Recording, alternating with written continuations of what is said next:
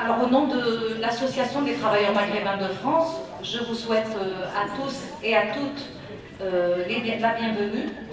Merci d'être là en ce jour donc, du 8 mars 2018.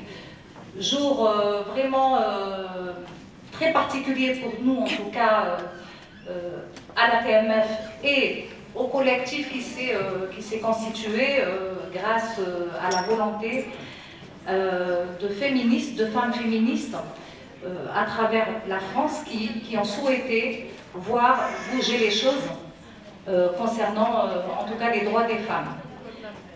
Donc voilà, on a vraiment ce plaisir de vous accueillir aujourd'hui.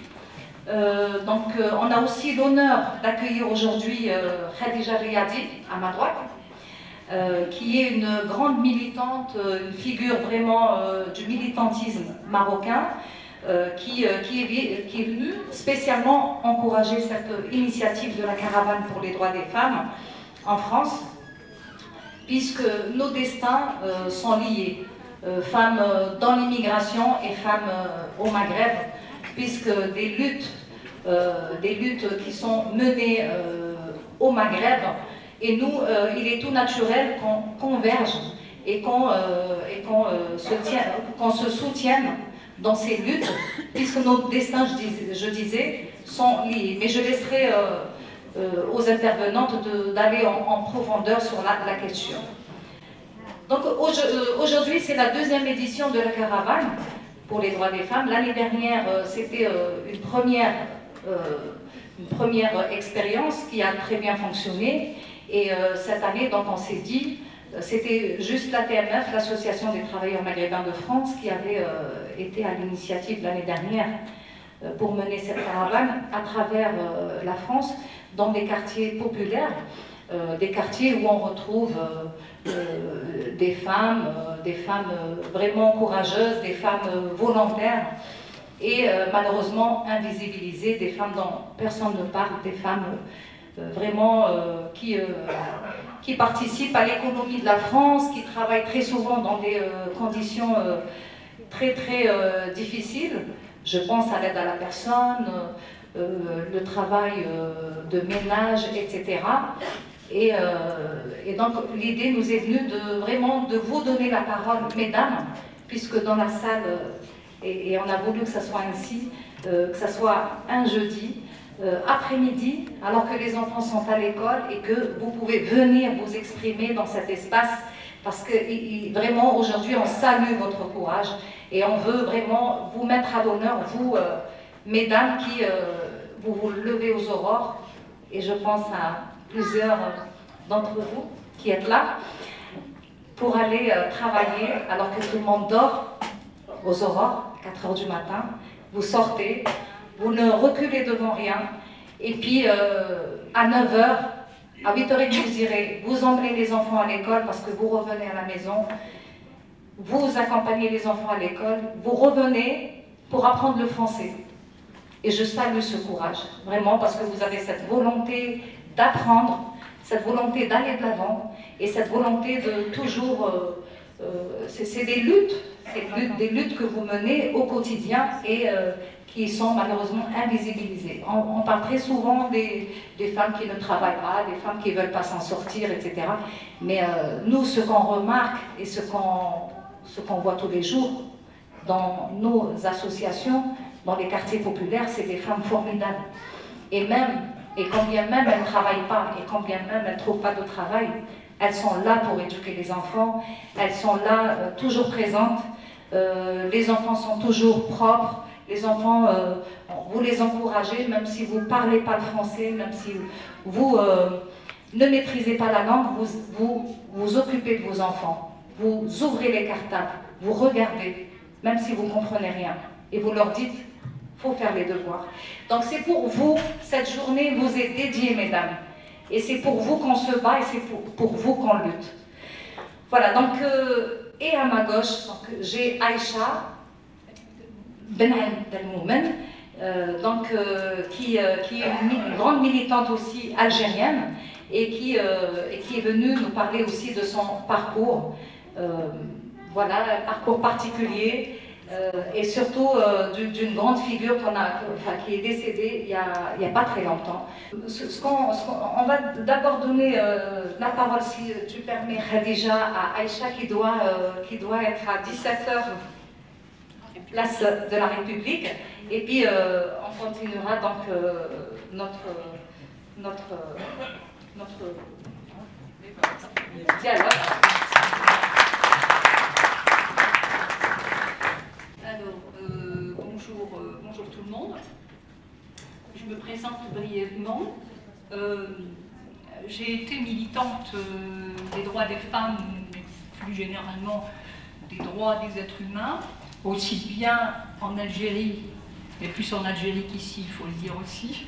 Ça a été un choix. Je suis venue ici, pas tellement pour parler de moi, c'est pour parler d'une grande dame. J'ai essayé de mettre des affiches pour que vous mettiez un visage sur ce nom, qui s'appelle Fatouma Ouzgan. Alors, Fatouma Ouzgan elle est née en 1928 dans la Casbah d'Alger, pour ceux qui connaissent Alger. Elle est originaire de Kabylie, où l'armée coloniale, en fait, les a dépossédés de leurs biens, comme la plupart du peuple algérien. Et elle s'est retrouvée, en fait, prise dans une famille où tout le monde militait.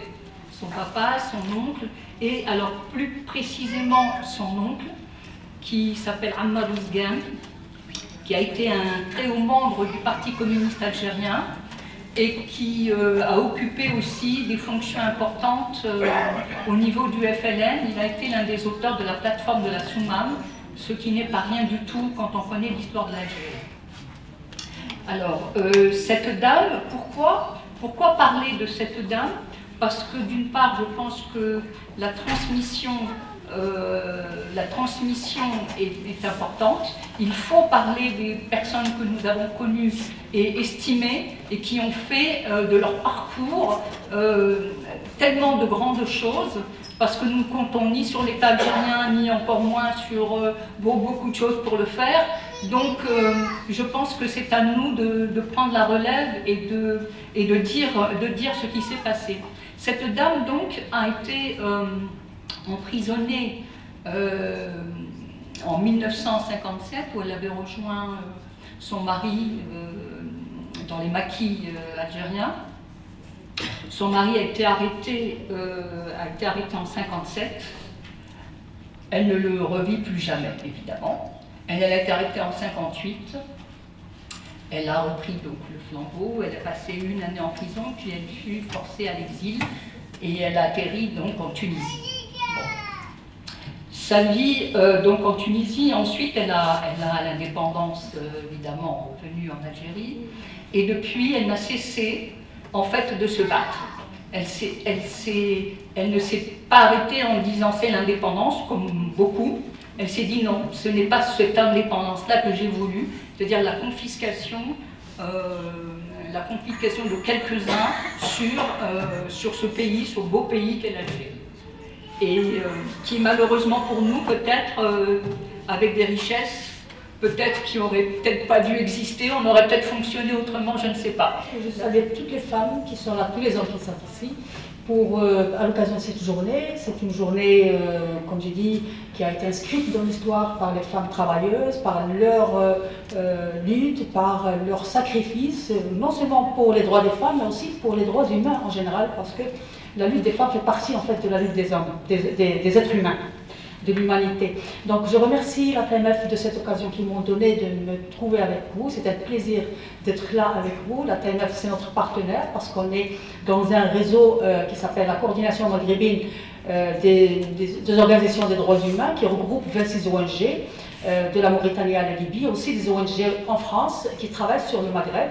Et je vois aussi Fatiha et Ayed qui sont membres de l'ASDOM, qui est notre association qui est en France et qui est membre de la CNODH. Donc dans ce réseau, nous luttons sous la devise de « On lutte pour un Maghreb sans frontières ». et qui est un Maghreb démocratie et des droits et des libertés. Donc notre lutte s'inscrit dans cette vision et dans cet objectif-là. Évidemment, les droits des femmes font partie intégrante de cette lutte, parce qu'on ne peut pas parler de démocratie, ni de liberté, ni de société libre sans le respect des droits des femmes. C'est pour ça que mes amis à la TMF m'ont demandé de parler du cas du Maroc. Je ne vais pas parler du Maghreb, sauf quelques comparaisons très simples. Mais au niveau du Maroc, donc il y a une lutte qui est de longue date, on va le voir, et qui a devant elle aussi beaucoup de défis, beaucoup de problèmes que le féminisme marocain, les associations de femmes marocaines sont appelées à affronter. Bon, la question féminine, contrairement à ce que les détracteurs des féministes pensent ou veulent le faire penser aux gens, ce n'est pas une question qui nous parvient de l'Europe ou d'autres cultures. C'est une lutte très ancienne dans nos sociétés. La question féminine est une cause qui a suscité l'intérêt même des penseurs orientaux très tôt, même dans le 19e siècle. Il y a beaucoup d'écrits à ce niveau-là. C'est d'ailleurs la base de référence du féminisme, pas seulement au Maroc, mais dans plusieurs pays dits arabes. Bon, le terme arabe, je l'utiliserai peut-être, mais c'est une région dite arabe, mais ce n'est pas une région arabe, c'est une région multiculturelle où il y a plusieurs cultures, etc. Donc, ne m'en voulez pas si j'utilise à chaque fois ce terme arabe, mais c'est dans ce sens-là que j'utilise. Bon, la question féminine donc, est présente dans les écrits des réformistes égyptiens dès le 19e siècle. Tout le monde connaît Jamal ad-Din Afghani, Rafat Tahtawi, Mohamed Abdou, etc., qui ont écrit énormément sur le rôle des femmes, sur l'importance du respect de la femme, sur l'égalité. Il y a même un ouvrage de référence que toutes les féministes du monde arabe utilisent beaucoup, c'est le livre de Qasim Amin qui a parlé de l'émancipation de la femme, dans lequel il avait non seulement parlé de l'égalité, il avait critiqué la répudiation, la polygamie, etc., mais il avait aussi appelé à une relecture des textes coraniques pour qu'ils soient conformes au principe de l'égalité, au principe des dignités. Il avait aussi parlé de la question du voile déjà dans ce temps-là. Donc la réflexion influence d'autres pays, pas seulement en Égypte et dans les pays orientaux, mais aussi en Tunisie, dans lequel Tahar Haddad dénonce l'analphabétisme des femmes, il dénonce la répudiation, la polygamie, et lui aussi il incite à une relecture des textes pour instaurer pour que la religion ne soit pas un blocage pour l'émancipation des femmes. Donc au Maroc, nous avons eu nos réformistes, ils n'ont pas été très loin comme ce qu'on a vu ailleurs, mais Abdel Fassi par exemple avait appelé aussi au début du parti, lorsque le parti de Istiqlal a été créé pour affronter le colonialisme français, il avait appelé à l'enseignement des filles, que les filles aussi doivent être envoyées à l'école, pas seulement les garçons, etc. Donc c'était l'une des personnalités qui sont toujours évoqué quand on parle de penseurs réformistes au Maroc. Seulement que, alors qu'en Tunisie, par exemple, la réforme est allée loin, puisque Bourguiba, après l'indépendance, a mis en place une loi assez avancée, pas tout à fait égalitaire entre hommes et femmes, mais assez avancée par rapport aux autres pays de la région. Par contre, Abdel Fassi était malheureusement derrière une loi qui a été promulguée en 1957, c'est le premier code de statut personnel marocain, qui était une loi rétrograde, une loi qui ne reconnaît pas l'égalité des femmes et des hommes, et qui a même c'est-à-dire maintenu les femmes dans un statut de mineur pendant un demi-siècle. C'est le qu'en 2004 qu'il a changé, et cette loi, on va voir qu'est-ce qui a changé dedans. Donc, l'histoire des luttes féministes marocaines, on peut le voir donc, avant et après ce code-là. Les Marocains donc, se sont organisés relativement très tôt, puisque bien avant même ce code de statut personnel, les femmes se sont organisées dans le cadre des partis nationalistes qui luttaient contre le colonialisme, et en particulier, d'ailleurs, toutes les études qui parlent de l'histoire du féminisme marocain rappellent toujours cette période qui est caractérisée par les luttes des femmes dans le cadre d'une association qui s'appelait Akhawat Safa, les filles de la pureté, les sœurs de la pureté. C'est dans le cadre d'un parti nationaliste qui était très connu, qui n'existe plus actuellement, qui est Shara ou Al-Istiqlal. Ces femmes, déjà en 1944-1946, elles revendiquaient l'égalité, pas tout à fait l'égalité comme elle est stipulée dans les conventions internationales des droits humains, mais le respect de la dignité des femmes, et surtout le respect des femmes dans le couple, et aussi le respect des femmes qui travaillent dans les maisons, parce que les femmes en général travaillent encore dans les maisons, il n'y avait pas beaucoup d'activités économiques des femmes. Donc je veux justement dire que cette question des questions des femmes a été précurseur. C'est un sujet qui a commencé très tôt par rapport aux autres thèmes qui concernent la modernité et la démocratie, tels que par exemple la séparation des pouvoirs, la liberté d'expression, l'indépendance de la justice, et même la liberté du culte, qui est encore un sujet tabou, presque tabou au Maroc. Donc c'est quelque chose qui a commencé très très tôt. Donc les principales causes défendues par Akhaout Safa, comme j'en ai parlé, c'est le respect des femmes travaillant dans les maisons. Il revendiquait l'élaboration d'une loi qui gère ou qui réglemente les relations familiales, puisqu'il n'y avait pas encore de loi dans le temps. Il y a aussi la sensibilisation contre la violence. Déjà dans les années 40, les femmes militaient pour qu'il n'y ait pas de violence à l'égard des femmes. Donc selon des femmes qui ont écrit l'histoire du féminisme, il y a Latifa Bouhsini, qui est une chercheure en féminisme marocain, et aussi Zakia Daoud, que vous connaissez très bien peut-être, dans son livre de référence qui s'appelle Féminisme politique au Maghreb, qui a parlé du féminisme marocain. Il a dit que la société marocaine a connu, toutes les deux écrivaines, a connu 2 générations de mouvements des femmes, de défense des femmes. La première, c'est celle dont j'ai parlé, et puis une deuxième vague qui est venue un peu plus tard. La parole s'est libérée et maintenant vraiment on arrive à un temps 2, l'acte 2. Maintenant que les choses ont été dites, qu'est-ce qu'on fait? Et qu'est-ce qu'on fait? Je pense qu'il y a encore beaucoup de choses à faire sur les violences faites aux femmes, sur la précarité professionnelle des femmes, sur les inégalités salariales entre les femmes et les hommes. Pourquoi est-ce qu'à diplôme équivalent, à compétences équivalentes, en France, il y a encore presque 10% d'écart entre le salaire d'un homme et le salaire d'une femme? Il n'y a pas de raison. Donc là-dessus, il faut qu'on arrive à faire bouger les choses, à faire bouger les mentalités.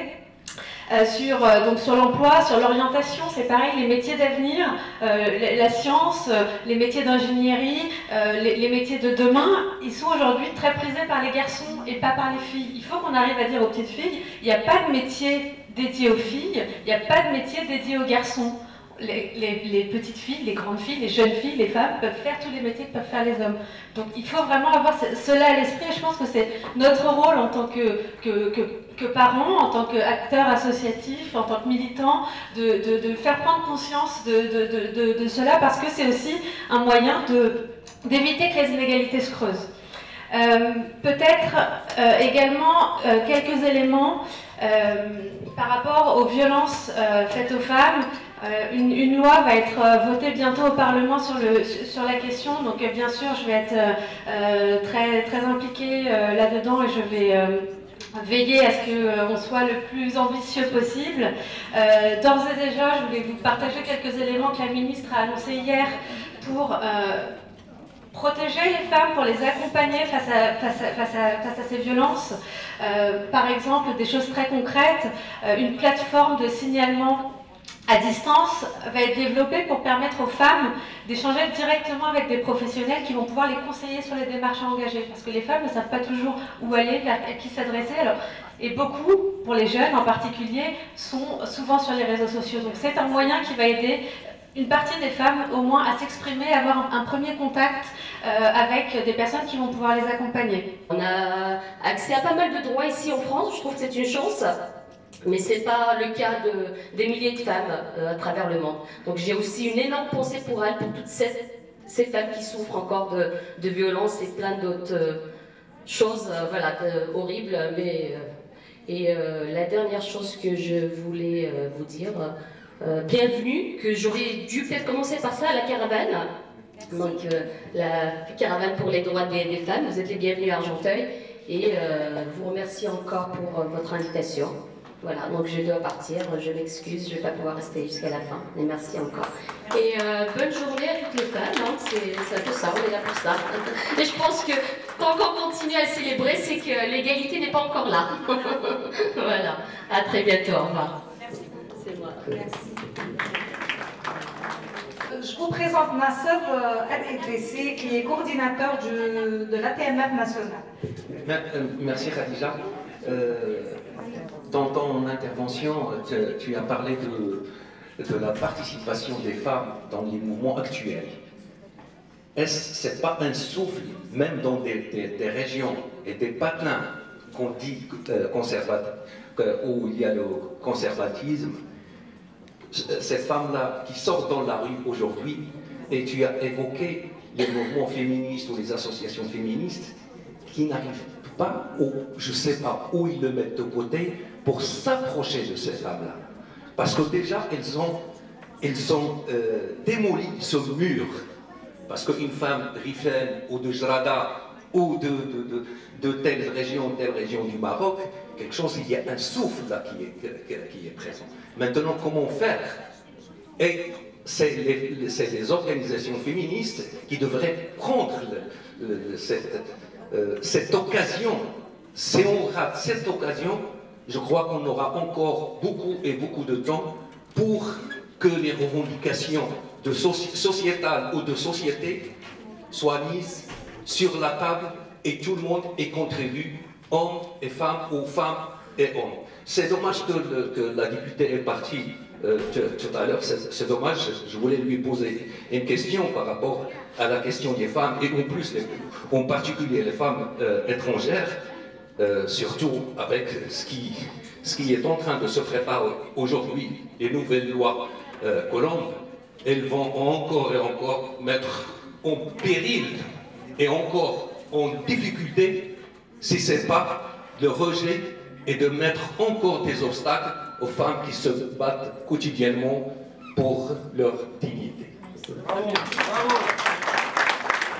Je travaille énormément sur la province du sud du Maroc pour justement, il y a beaucoup de villages reculés, pour que les jeunes filles puissent continuer leur cursus scolaire. Parce que malheureusement, dans tous ces villages-là, en général, elles ont le niveau primaire, et dès qu'il s'agit du secondaire, il faut partir dans des grandes villes. Et là, pour les familles, c'est un peu plus compliqué de laisser la jeune fille partir. Rien que des fois, au niveau du bac, en général, c'est tu restes à la maison, c'est bon, tu vas te marier, tu vas avoir des enfants et ça s'arrête là. Et c'est vrai que je me bats au quotidien avec les institutions pour qu'on mette en place, et puis des associations aussi locales qui font quand même un très beau travail, pour que ces jeunes filles puissent continuer leur cursus scolaire à travers des transports scolaires ou faire venir l'enseignement directement sur place. Et c'est vrai que l'éducation passe vraiment par l'avenir de toutes ces femmes. Et c'est vrai que si on ne maîtrise pas, si on ne sait pas lire, si on ne sait pas écrire, on va être très vite limité, quand bien même il y a un tissu associatif assez présent, mais il faut être indépendant.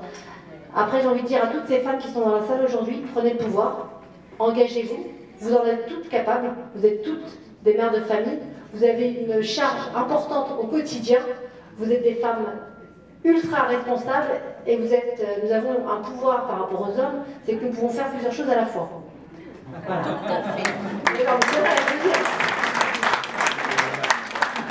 Donc, mesdames, engagez-vous. La députée tout à l'heure parlait des sciences. Ce que j'ai oublié de vous dire aussi, c'est que, et pour moi c'est ce qui est quand même le plus important, c'est que je suis ingénieure chimiste, donc je suis dans un milieu de sciences, mais je travaille surtout dans la lubrification industrielle, qui est un milieu à 85% masculin.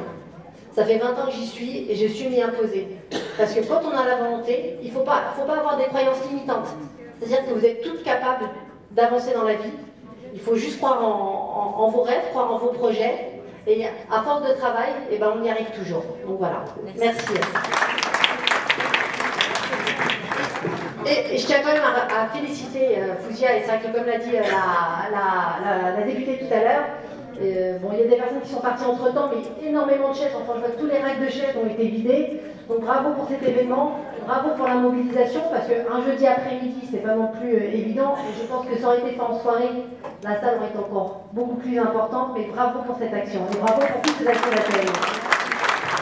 Merci Fatima. Si vous avez des questions ou simplement prendre la parole pour dire votre impression, pour réagir tout simplement à tout ce qui vient d'être dit. En tout cas, merci beaucoup Khadija, tu viens de nous dresser un tableau sur le féminisme au Maroc qui est vraiment très encourageant pour nous dans l'immigration, et ça nous encourage à aussi lutter et à continuer nos luttes.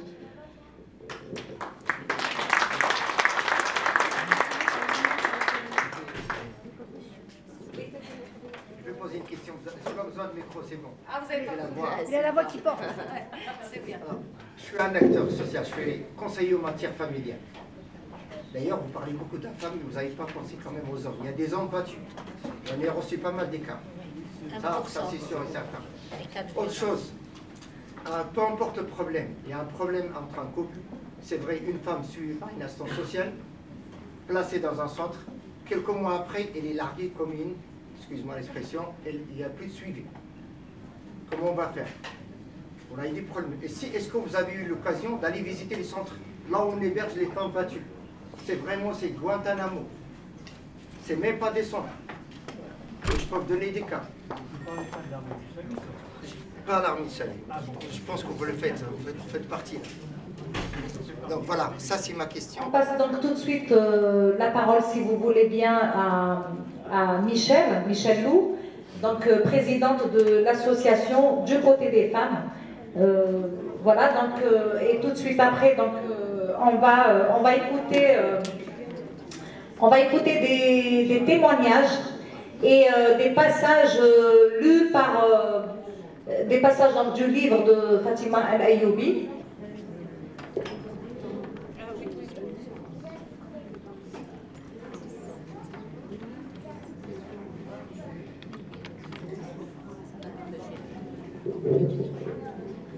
Oui, bonjour à toutes et à quelques-uns.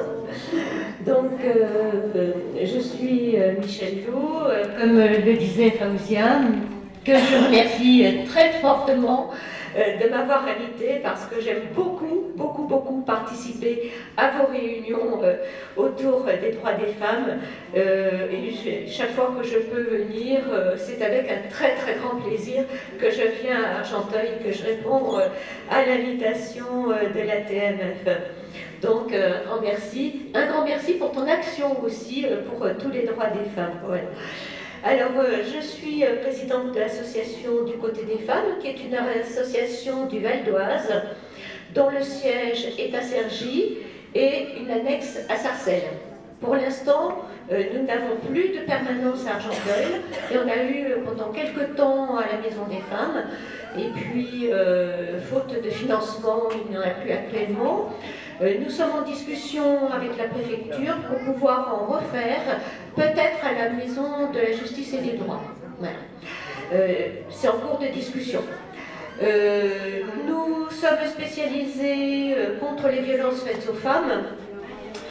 Nous avons donc un lieu d'accueil, d'écoute, d'orientation pour les femmes victimes de violences. Et nous avons au total 107 places d'hébergement, la moitié autour d'Argenteuil, la moitié autour de Sarcelles, dans des appartements autonomes dans le diffus des villes, donc Garges-les-Gonesse, Sarcelles, Viguier-le-Bel, Gonesse, et puis de l'autre côté l'ouest. Voilà. Nous nous occupons bien évidemment des mamans, mais aussi beaucoup de leurs enfants, parce que des enfants qui ont vécu dans une famille où le papa tapait, violentait la maman, ils sont des enfants traumatisés eux aussi, victimes eux aussi de violences psychologiques, même s'ils ne sont pas violentés physiquement. Et donc nous avons un gros travail aussi envers les enfants. Alors, dans l'association, ça c'est la partie violence, nous avons également un accueil de jour pour les femmes qui sont à la rue, avec leurs enfants aussi, malheureusement. Voilà.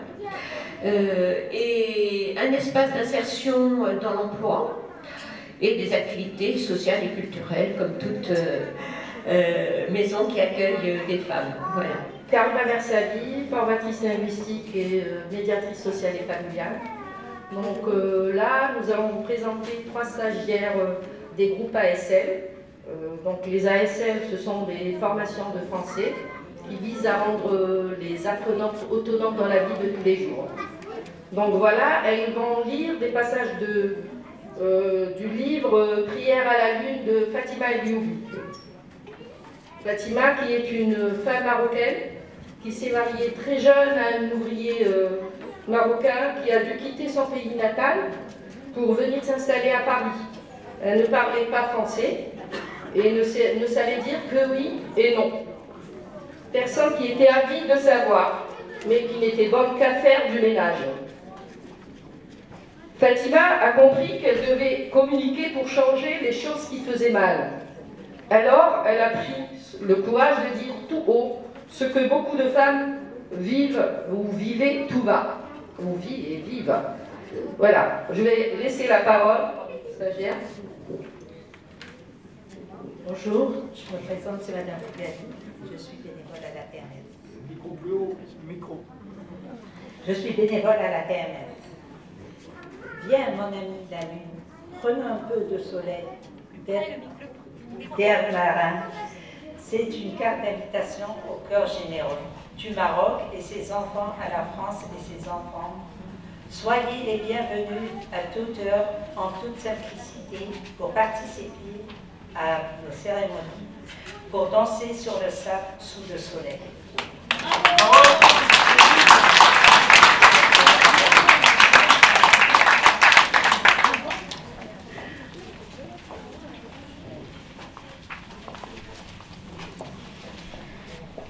Début qui se pique, durer les yeux et de comprendre les choses dures. Le pluie qui tombe, les fruits sous les arbres, les animaux, les chats, les rats, tout ont des petites hommes et femmes aussi. Dieu a ciré tout cela marchand et petite loin son lumière. C'est mes parents, il y avait 2 étages, une maison sans mes propres.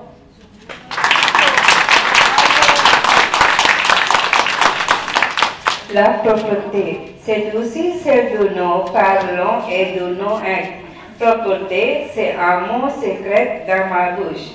J'ai rêve et mange propre. Collier, j'ai vidé la maison de mes parents. La petite maison propre, c'était pour partir à l'étranger avec mon mari. C'était dur, mais chaque femme a ses difficultés avec son nouvel entourage. Rapidement, avec mon mari, c'est devenu le noir. La trahison, c'était mon destin. La lumière, la foi, la justice, ce n'était pas mon destin. Dieu a donné, Dieu a repris.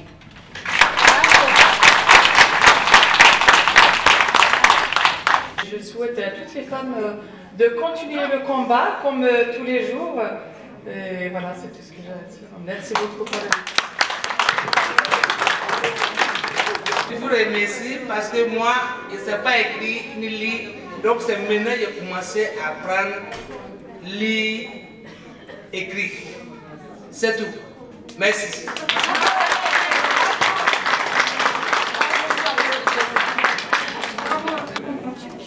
Allez, un petit mot. Bonjour à tous. Et bonne fête les femmes. Merci. J'étais moi avec mes collègues à TMF. Bon, moi c'est stagiaire pour prendre langue française et pour parler, pour lire et écrire. Très bien. Bravo et merci pour l'invitation pour venir ici.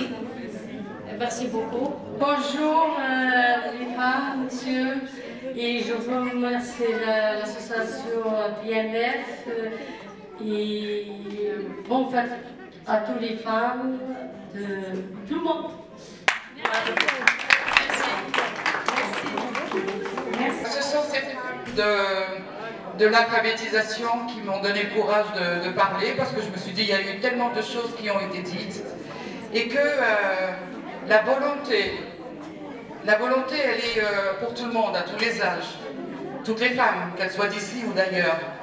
Et la journée de la femme, moi je pense qu'on devrait avoir droit à plusieurs jours pour les femmes, mais il faut aller de l'avant.